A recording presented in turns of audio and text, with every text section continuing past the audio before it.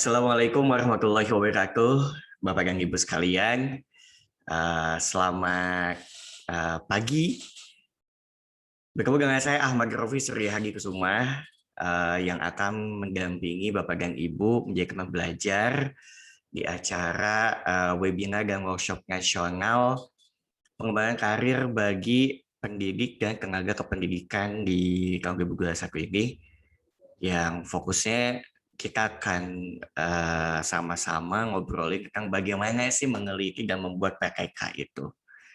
Terima kasih Bapak dan Ibu sudah ikut serta di dalam pelatihan ini, dan mudah-mudahan di sesi ini semangatnya masih agak ya, karena dari beberapa hari yang lalu sepertinya udah dikasih tuh banyak insight dan juga informasi tentang bagaimana meneliti bahkan sampai ke mempublikasikannya dalam bentuk artikel. Nah, kalau saya yang akan saya share itu bagaimana membuat PTK seperti menulis diary. Itulah topik kita untuk hari ini ya Bapak Ibu ya. Oh ya, saya lupa belum mengenalkan. Saya Ahmad Rofi Surya Hadi Kusuma, dosen bimbingan dan konseling Islam. Saat ini aktivitas sehari-harinya di Universitas Islam Negeri Sultan Maulana Hasanuddin Banten. Itu, dan ya kalau yang namanya dosen udah pasti harus meneliti, biasa kayak gitu kan. Nah, apa yang saya lakukan selama berkarir menjadi dosen dan juga peneliti akan saya coba share supaya teman-teman guru dan juga tenaga pendidikan pun bisa mengejar dan melakukan percepatan untuk jabatan fungsionalnya nanti ya. Karena salah satu syarat biasanya itu harus ada penelitian yang dilakukan minimal 1 kali dalam 1 tahun. Dan saya yakin ini bukan sesuatu yang mudah ketika kita berbicara waktu. Ya kan, kalau ngomongin waktu udah pasti wah banyak sekali lah listnya. Harus mengajar, harus ngisi legar, bahkan ada rapat dinas. Nah, saya ingin membagi bagaimana supaya meneliti itu tidak menjadi sebuah kegiatan yang terpisah, tapi jadi satu bagian dari kinerja profesional kita, aktivitas kita profesional sebagai pendidik. Jadi harusnya udah include nih, selama kita ngajar pun kita membuat sebuah riset. Nah, bagaimana strateginya supaya itu bisa terjadi? Nanti saya akan share. Karena kalau Bapak dan Ibu boleh buka Google Scholar atau Google Cendekia, di situ ada beberapa riset saya yang alhamdulillah sudah disitasi 29 peneliti lain. Itu semuanya sebenarnya basicnya adalah pengalaman selama mengajar. Jadi nggak menyengajakan untuk meneliti di luar jam kelas gitu. Itu juga jadi sesuatu yang merepotkan kalau buat saya sebagai dosen. Nah, makanya yang saya lakukan dalam penelitian-penelitian saya adalah merefleksikan pengalaman selama di kelas, gitu. Apa yang saya lihat dari perilaku mahasiswa dalam mata kuliah yang saya ajarkan, kemudian ada sebuah kekhawatiran kayaknya perlu diimprove deh. Muncullah ide untuk melakukan PTK di dalam proses pembelajaran di kelas. Jadi nggak terpisah gitu waktunya meneliti dengan mengajar. Justru ketika kita mengajar, kita sambil melakukan riset, dan itu yang akan menjadi improvement kita dalam metode pembelajaran. Nah, karya-karya ini bisa coba dibaca barangkali untuk inspirasi bagaimana membuat PKK, termasuk ya yang udah dalam bentuk artikel jurnal ilmiah. Nah, kita langsung aja kepada inti dari pelatihan hari ini adalah ingin membungkus alasan-alasan yang akhirnya membuat mandek nih risetnya, ya kan? Karena yakin saat kita mau melakukan sesuatu banyak sekali pertimbangannya kan. Nah ini seperti yang Bapak dan Ibu lihat, ada beberapa alasan yang sering ditemui ketika yuk meneliti yuk. Nah muncul alasan-alasan ini. Mulai dari nggak punya waktu, nggak tahu teorinya apa gitu kan, nggak punya judul riset, kan bingung ya disuruh bikin judul apa gitu kan. Ya, kejadian juga sama mahasiswa. Bahkan kalau di kampus, kadang untuk membuat skripsi aja mahasiswa harus nyetor dulu 10 judul minimal, ntar kita seleksi gitu judulnya apa. Eh, Terus juga hal-hal teknis biasanya selalu dikeluhkan, seperti angket, ngolah data, bikin laporan, menghitung skor, itu analisis data. Itu hal-hal teknis yang biasanya dikeluhkan dan menjadi alasan kita akhirnya nggak meneliti gitu. Nah, di pelatihan ini kita akan bergerak dari fenomena-fenomena tadi gitu, supaya harapannya meneliti itu nggak seribet yang difikirkan sebenarnya. Jadi kita ada perubahan dulu deh cara pandang tentang meneliti gitu ya.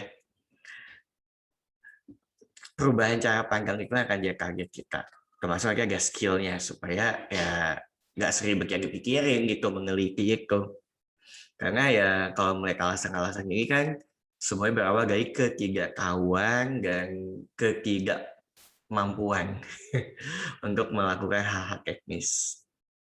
Ya, kalau difokuskan kepada PTK malahan, justru kita sebenarnya kalau PTK tuh enaknya nggak usah ribet sama angket sebenarnya.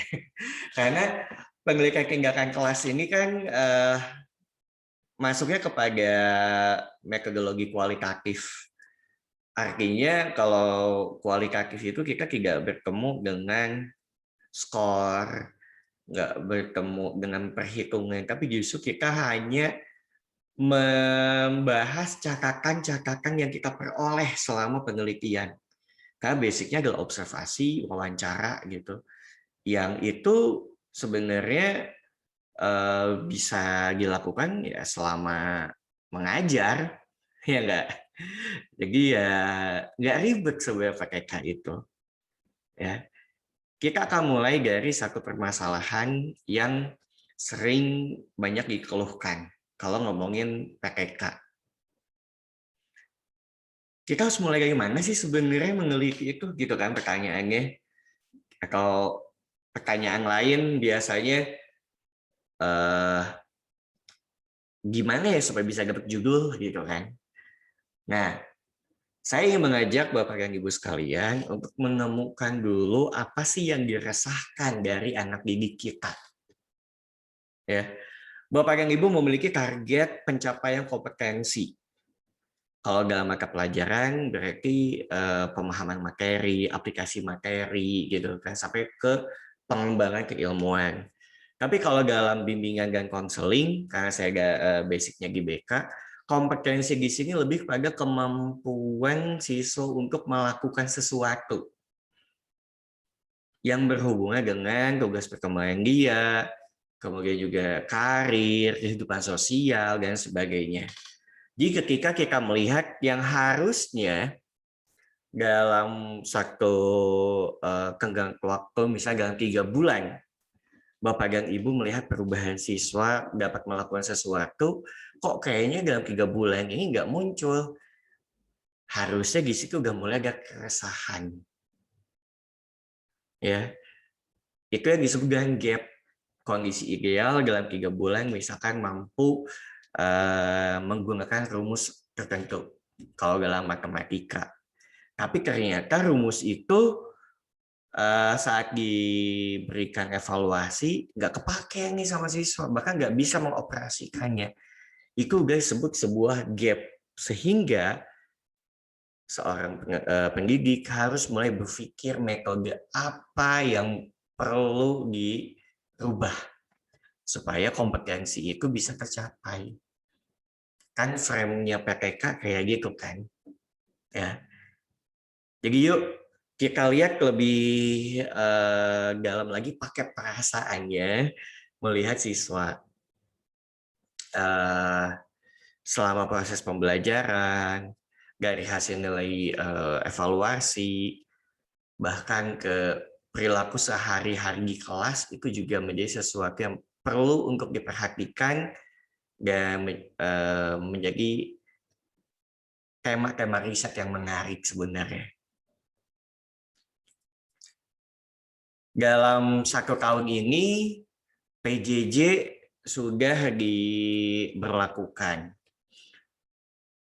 Tentunya hal yang baru itu kan nggak akan mudah ya, pasti ada aja tuh kesulitan, hambatan, bahkan komentar-komentar yang muncul dari siswa. Itu sebenarnya jadi sebuah topik yang menarik untuk jadi riset. Misalkan dalam PJJ, yang biasanya siswa ini aktif nih ketika di kelas, tapi PJJ kok kayaknya tidak muncul keaktifannya. Itu udah menjadi sebuah topik menarik untuk PTK. Dengan judul misalkan metode X untuk meningkatkan keaktifan siswa selama pembelajaran daring. Kalau dalam ranah bimbingan dan konseling, ini masuknya kepada kompetensi pribadi dan sosial. Di situ kita bisa berbicara bagaimana siswa berkomunikasi selama PJJ, atau kalau BK mungkin bisa melihat apakah mereka memiliki pengelolaan waktu yang baik selama PJJ. Gitu. Itu aja udah ada 2 topik PTK yang bisa jadi bahan penelitian Bapak Ibu. Dalam proses layanan daring, misalkan kalau dalam BK, kita berbicara bagaimana ya menyampaikan sebuah layanan dasar atau bimbingan klasikal yang siswa itu nggak cuma dengerin aja penjelasan guru atau hanya membaca artikel yang di-share oleh guru. Ya kan? Pastilah setahun ini banyak hal-hal yang bisa dievaluasi oleh Bapak dan Ibu tentang proses pembelajaran daring. Bahkan kalau kita khawatir sampai kepada learning loss, artinya ini kira-kira akan ada kompetensi yang hilang nggak sih? Diprediksi misalnya kayak tadi daya literasinya, ataukah kemampuan berpendapat. Nah, itu kan hal-hal sederhana yang kita khawatirkan akan hilang ketika PJJ kemarin. Itu bisa menjadi sebuah topik. Termasuk jika ada Bapak dan Ibu kepala sekolah, wakasek yang berada di manajerial sekolah, mungkin akan berpikir, saya ingin meningkatkan kualitas ke kompetensi gurunya. Karena udah jelas banget, udah diuji nih selama 1 tahun PJJ ini, kompetensi guru masa kini apa? Mulai dari literasi teknologinya, kemudian public speaking-nya karena harus ngomong depan layar misalkan, atau tentang bagaimana guru bekerja sama dan berkolaborasi supaya nggak tabrakan jadwal online, ataupun bagaimana dia bisa melakukan parenting terhadap orang tua supaya kualitas pembelajaran PJJ ini bisa terjaga. Karena banyak sekali kan kasus-kasus yang ada tuh 1 semester anak didiknya nggak ikut PJJ. Karena ya tadi orang tuanya nggak ngasih handphone, dalam artian handphone dia dipakai untuk belajar dulu sama anak, atau juga orang tua tidak melakukan kontrol kepada anak gitu. Bahkan ada yang ngasih tugas-tugas rumah gitu, tugas-tugas lokal rumah dikasih ke anak, akhirnya anak sibuk ngurus adiknya lah, bantu jualan misalkan gitu, atau ya harus ikut beres-beres rumah yang harusnya pagi itu dia belajar. Sebagai seorang pendidik perlu memiliki kemampuan komunikasi terhadap orang tua supaya dapat berkolaborasi dengan orang tua. Nah, strategi meningkatkan kolaborasi itu bisa menjadi sebuah topik PTK juga tuh bagi pimpinan sekolah atau manajemen sekolah. Ternyata saat kita benar-benar memperhatikan detail pengalaman belajar mengajar, kemudian termasuk tadi proses layanan pendidikan kita perhatikan secara detail, banyak ya topik-topik yang bisa dipakai untuk menjadi bahan PTK sebenarnya. Asalkan tadi kita mengasah keresahan kita, empati kita terhadap anak didik dan juga lingkungan sekitar pendidikan. Jadi PR-nya itu. Nah, biasanya nggak dicatat tuh, makanya lupa. Makanya saya mencoba menghadirkan beberapa lembar kerja yang bisa Bapak Ibu gunakan sebagai bentuk diary penelitian. Jadi kalau udah udah dicatat, kita tinggal pindah-pindahin aja ke Word dan kasih beberapa bumbu kalimat, jadi laporan PTK. Kayak gitu loh targetnya. Oke, untuk lembar kerja yang pertama, ini adalah lembar kerja untuk bisa membuat sebuah judul atau menghasilkan topik riset. Tadi di awal kita udah berbicara tentang keresahan. Nah, temuan selama 3 bulan deh, misalnya selama 3 bulan ini Bapak dan Ibu menemukan persoalan apa sih dari siswa, boleh dicatat di identify ini. Kita catat, misalkan kompetensinya yang harus dipenuhi apa, tapi kenyataannya seperti apa.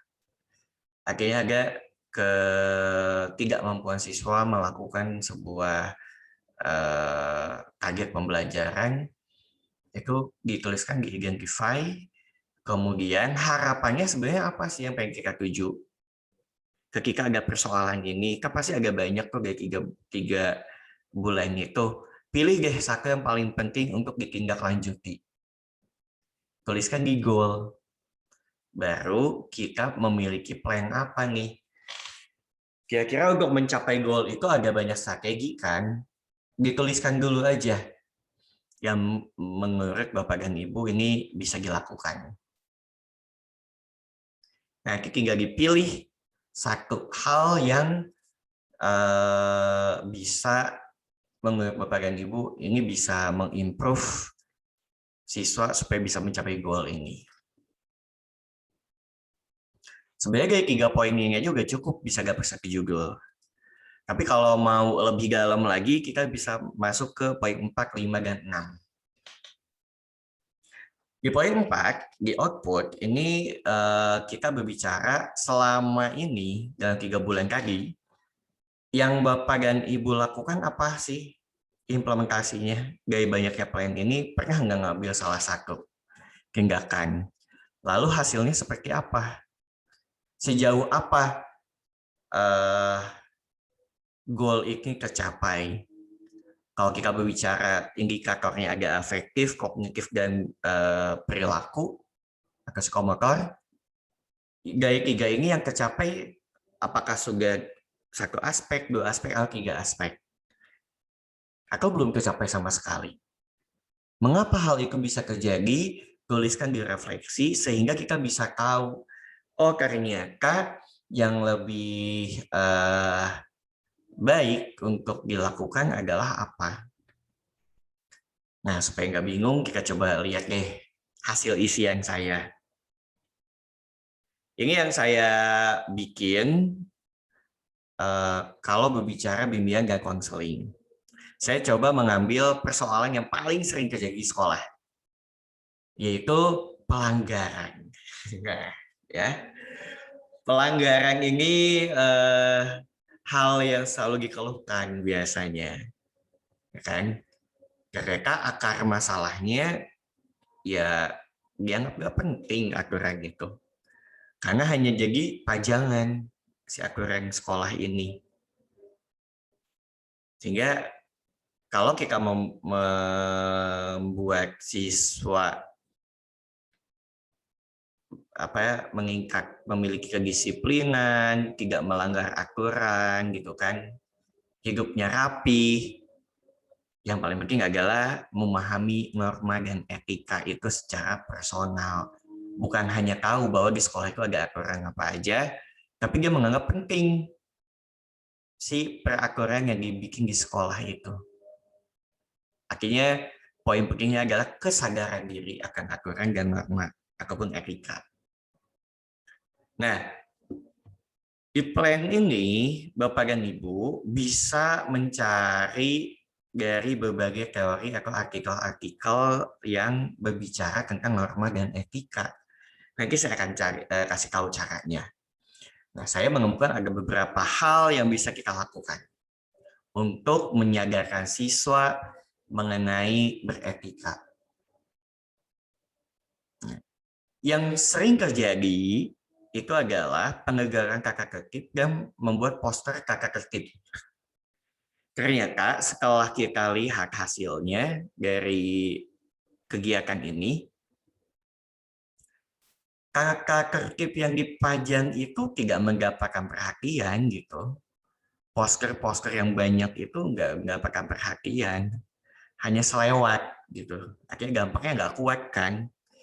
Dan masih ada anggapan bahwa kata tertib itu ada untuk dilanggar. Hal yang paling sering jadi bercandaan tapi nempel akhirnya gitu kan. Sehingga menurut saya refleksinya adalah follow up-nya kita perlu menyadarkan pentingnya etika dalam kehidupan dan siswa perlu mencari tahu nih supaya lebih berasa pentingnya. Dari hasil kajian teori, film dokumenter nih kayaknya bisa dicoba. Sehingga muncullah judul penelitian meningkatkan kesadaran siswa dalam beretika melalui pembuatan film dokumenter. Kira-kira alurnya bisa dipahami kah? Ya guys, sebuah keresahan yang kita khawatirkan, kita coba kepo teorinya apa, dan kita pilih satu teori yang menurut kita yang bisa dipakai. Intinya kayak gitu aja. Ya. Nah, pasti bertanya-tanya kan, saya harus cari teorinya seperti apa, karena wah mau buka buku lumayan nih waktunya gitu kan, males juga. Nah, saya punya tips untuk Bapak dan Ibu, ketika kita mau mencari teori, buka Google Cendekia atau Google Scholar, dan kita menggunakan kalimat kerja. Nah, kita coba simulasi sekarang. Bapak dan Ibu silakan buka browsernya, dan ketikkan scholar.google.co.id. Kalau susah, Bapak dan Ibu bisa googling aja ya, buka Google terus ketik Google Cendekia. Di situ akan muncul link yang bisa diklik masuk ke Google Cendekia seperti ini. Nah, yang dimaksud tadi kalimat kerja adalah misalkan gini, Bapak dan Ibu mau cari bimbingan kelompok deh kalau saya. Kita bisa ketik bimbingan kelompok untuk meningkatkan perilaku etik. Misalkan seperti ini. Nah, kan? Di sini banyak sekali, ada yang pakai diskusi kelompok, ada yang pakai bimbingan kelompok pakai sosiograma, strategi-strateginya.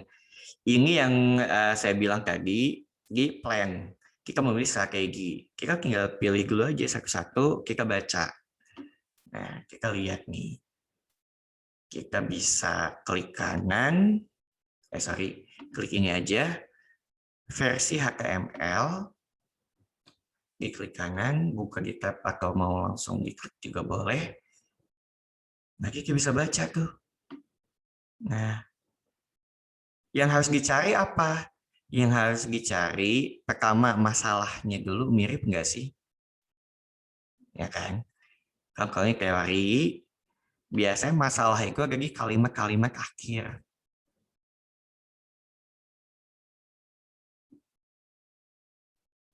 Nah, misalkan gini.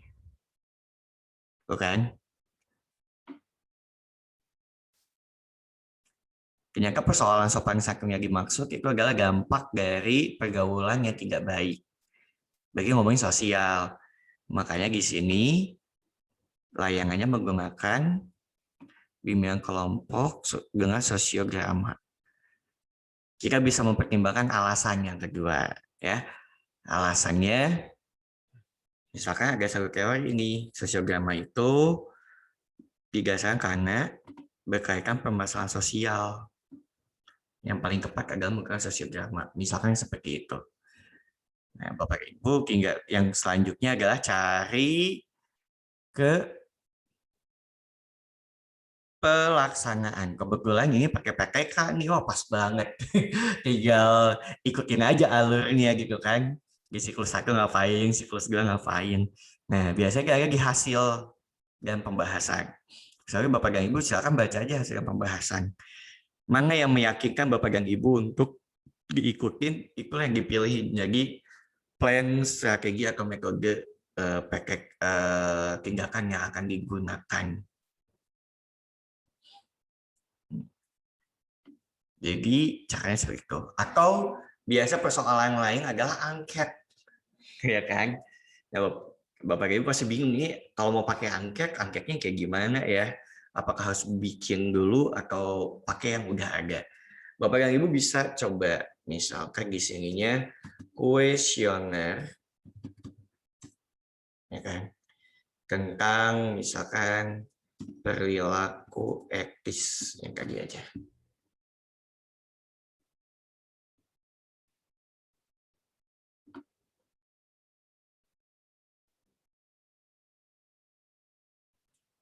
Nah, ini ternyata banyak yang di industri, makanya di sini perlu menggunakan siswa.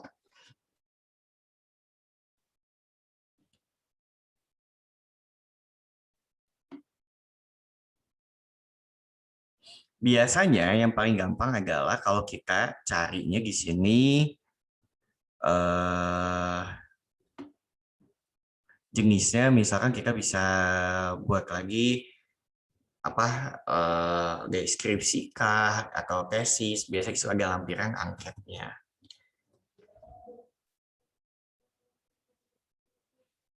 Ya kan? Kita bisa lihat di bab 3 nanti.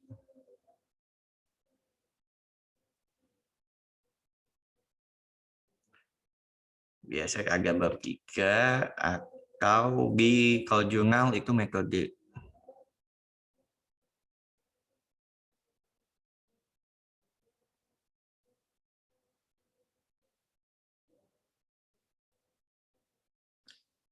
Apakah ada di sini? Nah, di sini ada variabel-variabel. Nah, ini tuh gak bisa jadi item angket sebenarnya.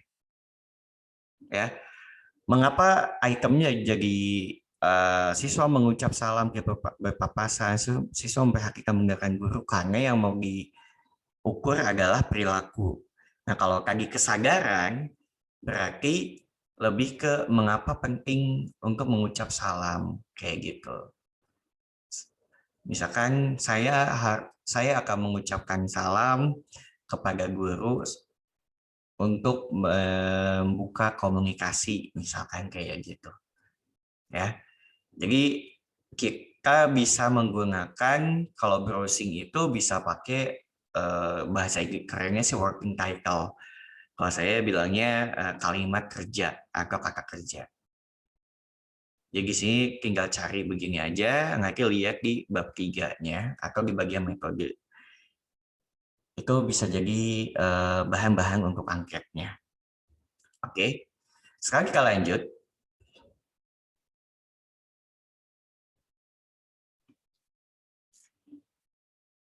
ke membuat refleksi. Biasanya kita suka lupa juga pas begitu mau bikin PKK, aduh harus ngetik apa aja di hasil itu. Nah, di PKK ini enaknya kita cukup mencatat perubahan perilaku. Misalkan pertemuan satu dari 10 anak ada 5 yang aktif gitu kan. Atau saat diberikan pertanyaan apa, jawabannya rata-rata apa. Itu udah bisa menjadi sebuah catatan perubahan perilaku. Nah, karena sistemnya refleksikan kalau di PKK. Nah, saya membuat lembar kerja yang kedua nih Bapak dan Ibu. Bapak dan Ibu bisa isi dengan catatan siklus sebenarnya. Jadi begitu nanti dipindahkan kepada laporan PPK, itu udah tinggal di copy paste aja tabel ya, ganti judul ya, kan? Judul yang ini nanti diganti jadi observasi, ya kan? Kalau di PPK, sorry, di sini kalau di PPK itu perencanaan, ya kan? Di sini observasi, di sini refleksi. Nanti siklus 2-nya kan perencanaan ulang, observasi, refleksi. Jadi cukup memindahkan tabel itu aja. Jadi komentarin, dibandingkan, baru simpulkan. Setelah 3 siklus, perubahannya dirasa sudah cukup atau belum. Kan gitu kalau PKK. Ya enggak? Nah, di sini kita berbicara tadi perencanaan. Artinya kita menuliskan apa sih tantangan yang didapetin berhubungan dengan hasil data awal tadi atau pengamatan awal. Saat tadi misalkan siswa perlu menyadari perilaku etis itu dengan melalui pengalaman sendiri karena apa alasannya disebutkan. Baru di sini kita mau melakukan apa aja dan hasilnya seperti apa. Dari hasil ini perencanaan selanjutnya apa. Biar ngerti kayak gini lah cara ngisinya. Nanti Bapak dan Ibu juga di lembar kerja akan mendapatkan itu. Nah,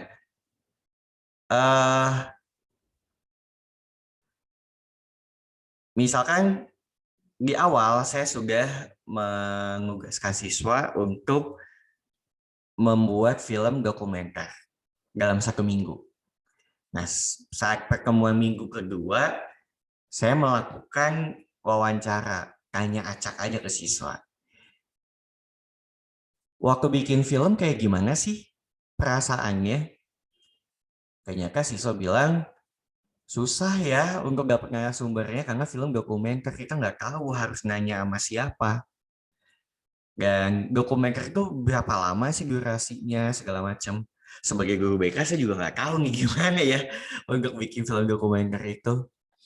Nah ini berdasarkan pengamatan awal dari proses pembuatan film. Kemudian dari segi outcome-nya yang tadi kita bahas, hasil tentang kesadaran etikanya sejauh apa?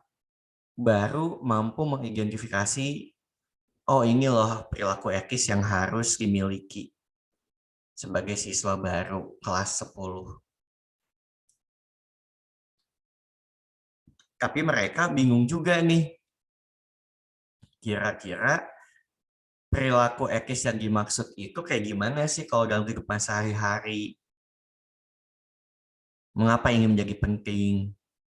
Nah, sehingga saya kefikirkan ini kayaknya memerlukan narasumber. Nah, narasumbernya untuk proses pembuatan film saya akan coba nih kolaborasi sama guru bahasa atau seni budaya. Karena mereka lebih paham tentang film. Lalu untuk meningkatkan kesadaran tentang etika, nggak cukup diskusi. Mereka memerlukan narasumber dari kelas 12 yang udah punya banyak pengalaman hidup di sekolah. Pilihannya bisa yang in quote dia selalu melanggar dan dampak dari pelanggaran yang dia rasakan apa, atau Narasumber keduanya adalah orang yang sukses karena dia memegang teguh etika dalam kehidupan sehari-hari. Sebagai guru pasti udah tahu siapa nih anaknya yang bisa jadi narasumber. Nah, itu menjadi sebuah hasil refleksi, ya, supaya nanti dia dapat arahan dari guru seni budaya, kemudian dia lebih paham tentang etika itu dari pengalaman langsung yang sudah memakan asam garam hidup di sekolah dengan etika yang dia pegang. Nah, tinggal lanjutnya kita berpikir, oke, berarti untuk siklus selanjutnya adalah nanti hasil dari tindakan ini didiskusikan supaya lebih menginternal kesadarannya. Nah, yang perlu difahami adalah kolom ini 1 dan 2 itu diisi sebelum kita melakukan tindakan. Oke? Nah, kolom ketiga diisi setelah tindakan itu beres, yang menjadi refleksi untuk siklus selanjutnya. Jadi setelah kita beres pertemuan baru nulis di sini. Begitu terus sampai siklus ketiga. Sehingga kita dapat mendokumentasikan pengalaman-pengalaman, cerita-cerita selama tindakan itu ke struktur, dan dia tinggal pindahin ke dokumen Word laporan penelitian PKK atau artikel PKK yang udah Bapak dan Ibu dapetin materinya di pertemuan sebelumnya. Ya, mudah-mudahan kita bisa ketemu untuk pendampingan. Nanti Bapak dan Ibu bisa WA ya, atau untuk bikin janji. Dari 3 catatan di lembar kerja itu, kira-kira saat menjadi laporan PKK akan seperti apa? Saya akan dampingi Bapak dan Ibu. Kita targetin nanti dalam 1 bulan PKK-nya beres tuh. Tapi catatannya lembar kerjanya diisi. Gitu. Nanti dari lembar kerja ini saya akan tambahkan teorinya untuk pembahasan. Gitu. Jadi saya kasih tahu, oh berarti Ibu atau Bapak bisa baca artikel yang ini, coba masukin di laporan PKK-nya, sehingga dalam 1 bulan laporan PKK-nya udah beres, karena sangat tercatat dengan rapih seperti buku diary. Mohon maaf apabila ada kekeliruan, dan mudah-mudahan arahan untuk mengisi lembar kerjanya bisa difahami. Kalau agak kesulitan langsung WA supaya nanti bisa diarahkan ya, dan Bapak dan Ibu bisa mengejar target 1 bulan memperoleh laporan PKK. Saya Ahmad Rofi Suryahadi Kusuma, mengucapkan terima kasih atas partisipasinya. Wassalamualaikum warahmatullahi wabarakatuh. Kita ketemu di grup WhatsApp ataupun di Google Classroom ya.